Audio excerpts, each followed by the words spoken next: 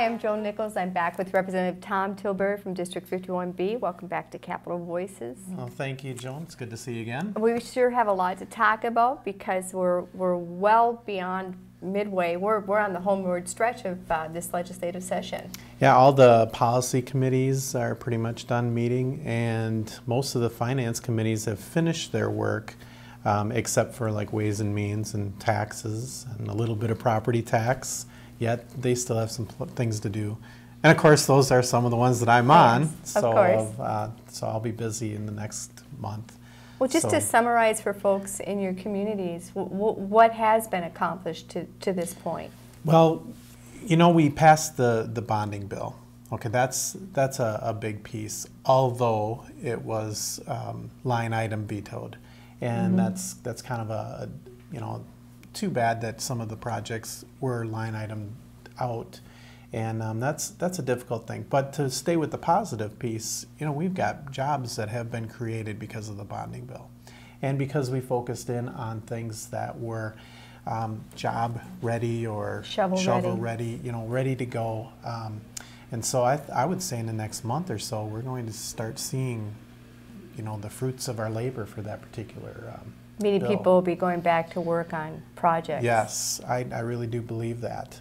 So that's a big piece. Also, I know the tax committee had to come up with $105 million in cuts. So that was another, we called it the cut bill, because we feel like we have to cut. We would like to raise revenue wherever we could get revenue, but then we also, you know, have to reform government. So I remember we went through the 3 R's that we would like to do. Yes. Once again, depending on where the governor's stance is on, you know, whether or not revenue is a piece of this or not, depends on how big the cut bill then becomes. I think we've got coming up the Health and Human Services, and then also the education finance, the K-12 piece coming up. And that's kind of in a holding pattern right now. Right, and one of the reasons for that is because we still are waiting for the federal government to decide and get all the bills passed that they need to determine what we get as a share. Now yesterday, Tim Walz had visited, and he basically said, you know, everything's pretty much a go. It's just, you know, the dollar amount and actually getting through all of their legislation that they need to do. Right. So, you know, we're looking at about $408 million, I believe, is what they stated from the federal government, which would put a dent into that $1 billion deficit now. And make it the cuts a little bit softer, I'm perhaps? hoping so. I really am. But I do remember that, you know, that we have to think about different types of revenue increases at some point.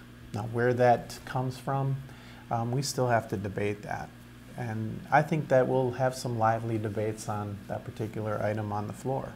We also have kind of an interim GMC solution that has been negotiated between the legislature and governor. Yes, but I'm not going to fool anybody. That was not that great.